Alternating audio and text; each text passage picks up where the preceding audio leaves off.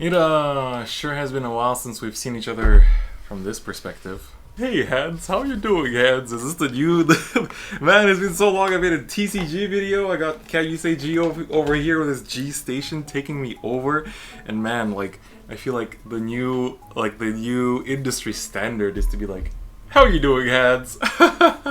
So, first things first, beautiful playmat. Not sponsored, by the way, but if you want to pick it up, zerodamagegaming.com, baby.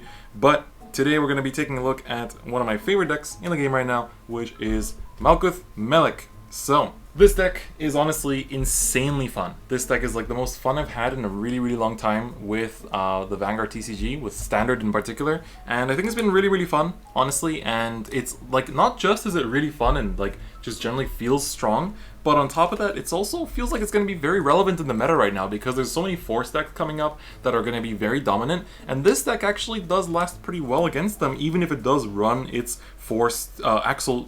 Protect 2 variant. So, in this video, I'm just going to be showing you guys my deck profile of my Malkuth-melekh Protect 2 deck, and this deck profile is actually really helped a lot by Naotimez. I think is their Twitter handle. They go by Mocha on Discord, but basically this is basically their list that they sent me, and it's really, really strong, and it's really, really good, and I've been playing it a lot in locals because our quarantine is lifted, so we can actually play in locals again, and it's been performing pretty well, so let's just go through it. So, our main grade 3 is, of course, the Aerator Malkuth-melekh. So Malkuth-melek's skills are pretty simple. So it has Protect, and when you ride it, you may counterblast 2, and if your opponent's Vanguard is grade 2, you deal them a damage. If it's grade 3, you heal a damage of your own. So basically, if you go first, you can deal a damage and push further aggro, and if you go second, you can make back the aggro that they sent at you by healing, and that's also very nice. Second skill is kind of the main way to accelerate resources in this deck, which is by Soul Blasting 1, you can call 3 cards from your drop zone and give your front row plus 5k, and then you take 1 damage, and of course the trigger will activate for that damage. So this effect, both these effects are insanely good actually. So why are the effects good? As I said, going first, you basically get to push extra damage, be able to go in with the aggression even more so, and essentially, thanks to Protect 2 giving also power to your front row, you actually get a 10k buff from that second skill as well, so you can actually push some really strong columns together thanks to that awesome skill. Now, being able to heal a damage means that that's an extra card in your drop zone for that second skill, so even if you're going second, you get to heal 1, you're still going to take 1 that turn from using the skill, but it might be a trigger, which is really good, but you're also going to be able to heal something that you want to call out. So then you're also Soul Blasting for this effect, so you're basically getting something from your damage and from your soul that you can recall onto the field, and that way start to just like get cards not from your hand, but rather from your drop zone, and that's really, really good. And then the last grade 3 we play is the one of Perdurable Phoenix. So Phoenix is a unique card. Its skill is very simple. When your Vanguard is attacked, you may retire it from the rearguard circle and call a card from your damage zone to Guardian Circle and put the top card of your deck into your damage zone face down.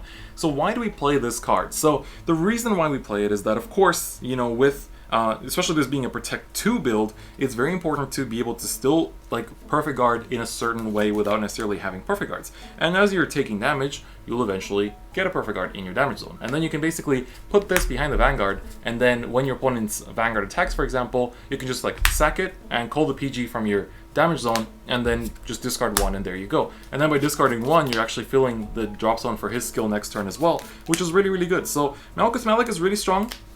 And using Perdurable Phoenix, like keep in mind that because Malkuth-melekh works the way it does, you can retire this for the skill. Next turn, use Malkuth-melekh, Soul Blast 1, you know, take a damage, call 3, call 2 front rows, and then call this in the back, you know, behind Vanguard or behind wherever you want, and then again next turn sack it, next turn again bring it back with Malkuth-melekh. So you have Malkuth-melekh to keep bringing back Perdurable Phoenix, and it's really good for that reason, because it basically, you don't always have to get PGs out. If you have like a heal or a crit or whatever other defensive card, you can just bring it out, and that's really, really nice. Of course, keep in mind that, you know, you gotta be careful with like Vanquisher and stuff like that can like get rid of your stuff, so that's why I put it behind the Vanguard, because that way it's pretty much safe there unless they play the Bolt Capture. So those are our grade 3s. And so that's basically what the core grade 3s look like. So only 5, but we do have ways to search them as well. Before I do move on, of course, for the new players, I want to just look at Protect real quick as well, so kind of show off the markers here. So for those of you that are new, like 0 players, you know, kind of taking this extra step here. So what Protect 1 does is it's literally a Perfect Guard. And so, of course, you know, the mechanic works when you ride the grade 3, you choose one of these 2, and then you got to commit to it for the rest of the game. So this one basically says that it's a perfect guard, you like guard with it, discard a card, and it works as a perfect guard. So that's of course very simple. How Protect 2 works is a bit different. Protect 2 is meant to be like a different kind of exchange. So it goes on the field just like a force, and it gives the unit that's on there plus 5k power, and also plus 10k shield when that unit intercepts. So let's say if you give it, you know, like this, you know, this is a rear guard, next turn you're gonna intercept on your opponent's turn, and then this 5k shield will get added with the 10k from the intercept numbers. It's going to be a 15k shield, which is very, very nice. So that's how Protect works, just for those newer players out there that are getting into physical Vanguard now from zero, which is a very nice thing. There's a lot of you guys getting into it again, which I'm honestly super happy about. So let's go look at the grade 2s here. So we are playing the Protect 2 variant, which means that we can use some of the cool cards that come with that strategy. So we have Amputation Angel as our first one. So Amputation Angel has 2 skills. So the first skill says if you have a Protect marker in the same column as this unit, it gets plus 15k power. So that's 24 on its own already. And on top of that, if you have 3 Protect markers on any of your circles, then you can also not perfect guard against her. So no sentinels, so no perfect guards, and no 30k shield sentinels either. And so she is like, she's good. She is basically, in most games, she will be a 24k attacker on her own, but keep in mind that Malkuth-melekh gives 5k to the front row, so this will be actually 29, and if you have her on a Protect 2, she's going to be 34 unboosted, and with an 8k boost, that's going to be 42, so you can hit for really big numbers from a pretty early stage in the game. And on top of that, if you can actually re-ride several times, you'll get to have a guard restrict on her as well. I don't really get to the guard restrict very often. I usually only get to ride about 2 times per game before it ends, or I just don't draw into more Malkuth-melekhs because we're only playing, you know, such a small number of grade 3s, which is why some people play like Zerakiel, some people play the Ergo deal and stuff like that to keep riding and keep generating Protect 2s, but in my opinion, Malkuth-melekh is the only grade 3 you really need. But this card is very, very nice regardless, you know, just for that plus 15k, to be able to hit for big numbers, it's very nice. Our other big hitter, and I really mean big hitter, is the Hygienist Angel. So she is the hygienist, she's wearing a mask. Take that as a message, kids. Make sure to keep wearing your mask. The virus isn't gone. So, you know, this is a very, very topical deck profile to be doing. So Hygienist Angel is not a very new card, but still doesn't have enough coverage in my opinion. So her skill is very simple. She gets plus 5k for each card in your damage zone. That's it. And that's on both turns. She's a 7k base power, but as long as she's on the rearguard circle, she will have plus 5k. So if you have 3 damage, she will be 22 on your opponent's turn, which means that like they can't hit it that easily. If they rush you to 5 damage, she's going to be 32 on her own on your opponent's turn. So it's going to be hard for them to hit her, and on top of that, you know, you can, like, she's even more powerful thanks to the 5k from the Malkuth-melekh, as well as the Protect 2. So she is your beater, really, really, like, she's the beater for the late game. As soon as you hit 3 damage, it's really good. Like, even if your opponent gives you 2 damage with Malkuth-melekh, like, you're going to use the skill to give yourself another damage, and then she will be a 22 attacker. So definitely very nice for that reason. You know, 22 plus the 5 is 27, plus another 8 from the boost, you got 35k columns. You're swinging for good numbers. So she's our 4 of, because we want to always be bringing her out, whether it's from the damage zone or from the drop zone with Malkuth-melekh. So by far the go-to grade 2 rearguard. Next, we're playing 3 Aeroid Zyne. Now, Zyne was a card that a lot of people were like, this doesn't seem too good when it first came out, just like a lot of the cards actually, but Zyne has some cool uses. And so Zyne, first things first, his skill is during your turn, if a new card was put into your opponent's damage zone this turn, he gets plus 10k power. So that's pretty nice because it's a 19k attacker, and so just waiting for it to focus here. So 19k attacker already is very nice, but of course you have to hit at least once that turn for that to happen. Or you can use his other skill, which is when he attacks a Vanguard, you can choose one of your opponent's rearguards and put it into their damage zone, and then they have to choose a card from their damage zone and heal it, and then at the end of that battle, you have to retire him. So that's the only downside, you have to retire him, but that means you can just bring him back again with Malkuth-melekh. That's kind of how he was designed. But designed, got him. But anyway, sorry, I don't want to be obnoxious, but it comes out sometimes. Anyway, why would you use this skill? Why would you give your opponent a free countercharge? Against a lot of decks, it doesn't necessarily do as much, but there are some decks that have like super important permanent field staples that you do want to be getting rid of. An example is Nemain for Shadows, like whether it's Claret or Mordred or Luard in the future or Phantomas Overlord in the future. I'm sure all of them will be using Nemain because she's such an amazing card. And so if you put their Nemain in the damage zone and they heal it, they can't have it back anymore. You know, they gotta make sure to like keep searching new ones, and that's gonna be very important. On top of that, like, I don't know, if you're playing against, God, what's going to be relevant in the future? Like, for against MLB, getting rid of their star calls that they can't, you know, keep boosting with and stuff like that. So it's always going to be nice. There's going to be some rearguards that you can't, that they can't bring back from the damage zone, I mean, for the drop zone. But, of course, if you're against something like Narukami, it might be like, you know, you don't want to, like, put their, if they have a Rising Phoenix in the damage zone, you don't want to let them heal it away for free. So you got to be a bit careful with how you use this. Sometimes you only use it when you're going for the finishing blow, like, just to get that plus 10k buff. But having a 19k attacker, as you'll notice, a lot of these grade 2s are all about hitting for big numbers. And the final grade 2 we have here is going to be the Armighty. So Armighty was a very important card back in the day at the start of Standard for Angel Feather, and so we don't play 4 of a lot of these cards. Actually, the only 4 of is the Hygienist, because she's that important, but the other ones are very situational. Like Zion is situational, the Amputation Angel is great, but of course if you have to go protect one against something that's like hyper aggressive, or against like Claret that can like, not Claret, sorry, against Vanquisher that can get rid of your units really easily, and that way, you know, get rid of your intercepts for Protect 2, then of course it's going to be a problem. But Armighty, I really want to emphasize the fact that we only have 2 cards, Armighty and Helpful Intendant, that actually call stuff from your damage zone. And so if you can't heal your Hygienist Angel out, for example, and you need to call it out, or, you know, you had like this go to the damage, or you had your Hygienist go to the damage and you need them really bad, the only way to get them on the board is through Armighty, basically, or through the grade 1. But so Armighty, it costs a Soul Blast, which is a very important resource in this deck, because you only have so much soul, and you gotta use soul every turn for the Malkuth-melekh, and you'd be surprised how easily you run out of it, especially if you use even 1 Armighty per game. So save your Armighties for when it's actually very relevant, when there's a unit that's super important in your damage zone that you need to call out. But yeah, the deck has become a lot more, like, not so much calling out of damage based, but a lot more calling out a drop zone based, so that's something to keep in mind. But Armighty is still a great card for that very reason, and I do see quite a bit of use with him, just gotta be careful. Going into the grade 1s, we have arguably the best grade 1 that you can play when you're playing Protect 2, which is the Sectio Angel. Sectio Angel has a very, very nice skill, which is when you have a protect marker in the same column as this unit, she cannot be chosen by opponent's effect and gets intercept and can intercept from the back row.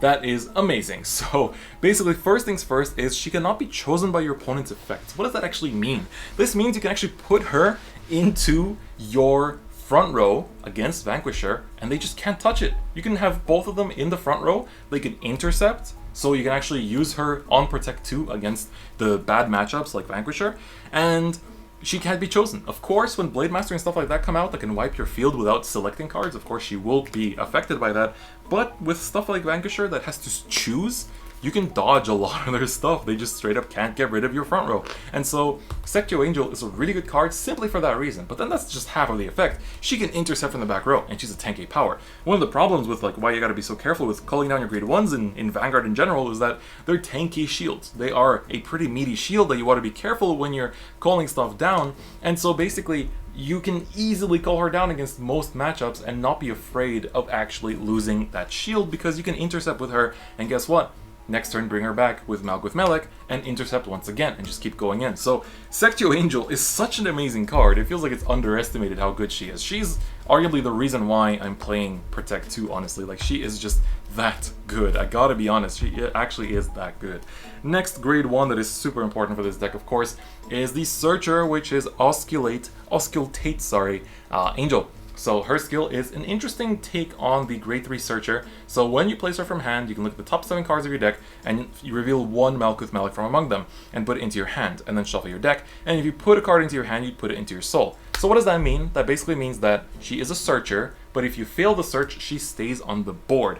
But you actually always are hoping and praying that you don't fail the search, because 1, you want to keep rewriting Malkuth-melekh to get more Protect 2s on the field, so that your grade 2, what's her name again, Amputation Angel actually gets to do the Guard Restrict skill, and on top of that, she is basically a soul charge. So you want her in that soul because you need to Soul Blast 1 for Malkuth-melekh every turn. And basically, even if you bring her back, for example, like there's some units that like have these on plays from hand effects, but even bringing them back is fine because there's still a body on the board. So that's an important part.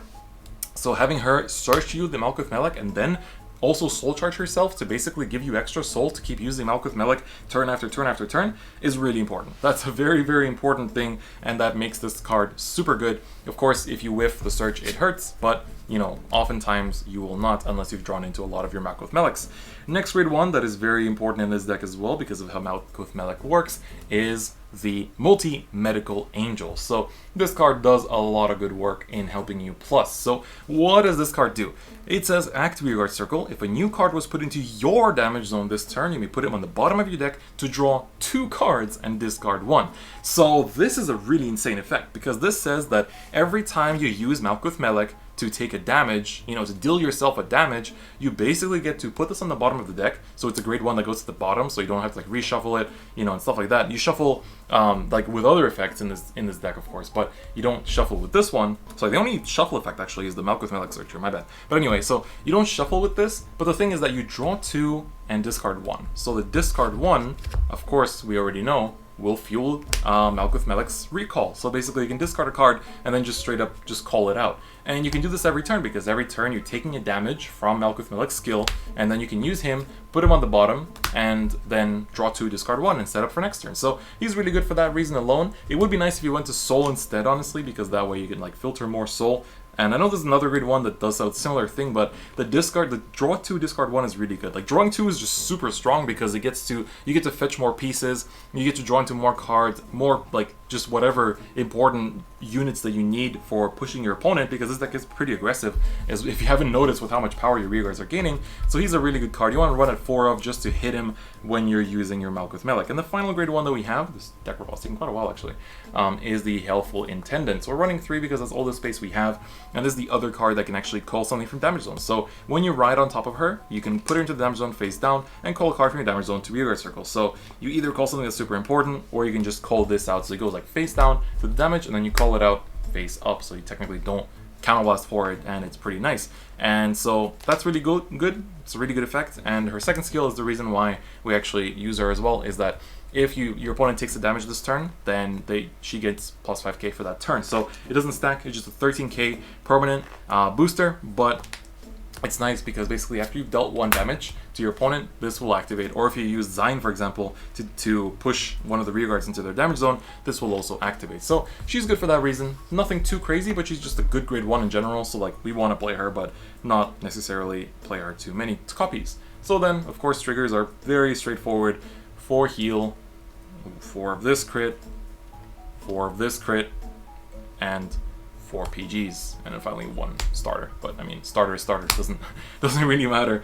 So why this trigger lineup? Why not more draws? You know, it's like, oh, don't you want to draw even more? Because, you know, you technically, you know, you need to discard your pieces and like your whatchamacallit, like, you know, you can draw into this and then discard stuff. But honestly, no, you don't need more draws. You gotta keep in mind that Malkuth-melekh gives you an extra drive check. Malkuth-melekh deals a damage to you, but it's basically a 3rd drive check. So if you self-damage a crit, that's a crit you can give to your Vanguard and apply a bunch of pressure to your opponent. And that's really, really, really good. And so that's basically it. You want to crit them, you want to win quickly. It's like these cards like this have so much attack power that you can really just rush your opponent, and before they can even do their stuff, you can already start pushing them down. And so this trigger lineup, of course, lends itself to that sort of playstyle, so it's important to keep that in mind. And yeah, that's basically it for this Protect 2 Malkuth-melekh deck profile. So I will have covered already Metatron in 0. So for those of you that are trying to get into the physical card game, this is a standard deck list for Angel Feather that you can get into. It's, in my opinion, very strong. It's going to be relevant as well because we need strong Protect decks to beat the super strong Force decks coming out now. And so decks like Oracle Think Tank and Angel Feather in particular will be definitely seeing some use in the competitive sphere as well. And this deck, honestly, let me tell you, it is quite strong. So there's a lot of variants. There's a Protect 1 variant. There's a lot of different variants. I recommend talking to Naotimez on Twitter as well if you want to have more different variants of building this deck and how to, you know, like different cards you can play, different tech options and stuff like that. So this was just like scratching the surface, honestly. There's a lot of depth to this, so make sure to reach out to them if you want to get more details on that. But yeah, that's basically going to be it for me today. And yeah, I'll see you guys next time. Bye-bye.